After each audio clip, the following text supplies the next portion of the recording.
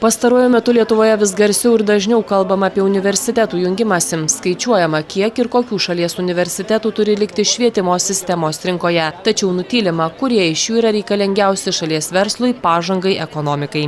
Šiemet į aukštųjų mokyklų mugę susirinko dar visi Lietuvos universitetai, o su jais susipažinti tradiciškai sugužėjo tūkstančiai šalies moksleivių. Vieni atvyko vis dar dvejodami, kokią specialybę pasirinkti, kiti tikėjosi surasti patraukliausią mokslo įstaigą. Ilgokai diskutavę su Aleksandro Stulginskio universiteto studentais, kai kurie moksleiviai tikino stosią tik čia. Labai šauniai papasakojo apie patį universitetą, visas privalumus universiteto, visą veiklą, kokią vykdo.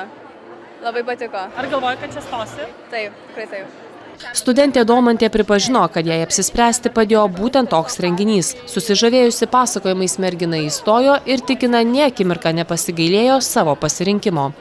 Viskas, ką pasakojo studentai, buvo tiesa ir dar pranoko mano lūkesčius, nes tik įstojus universitetą įsitraukiau į studentų atstovybės veiklą.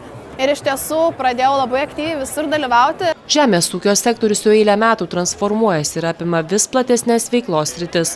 Pasak Aleksandro Stulginskio universiteto vadovų, aukštoji mokykla ruošia tokius specialistus, kurie lengvai atranda savo vietą po saule. Sakykime, 17 metų priėmimas mūsų ir yra orientuotas į tas nišinės studijų programas, kurios rengia specialistus žemės ūkiui, miškams ir šituos sektorius aptarnaujančiam sektoriui.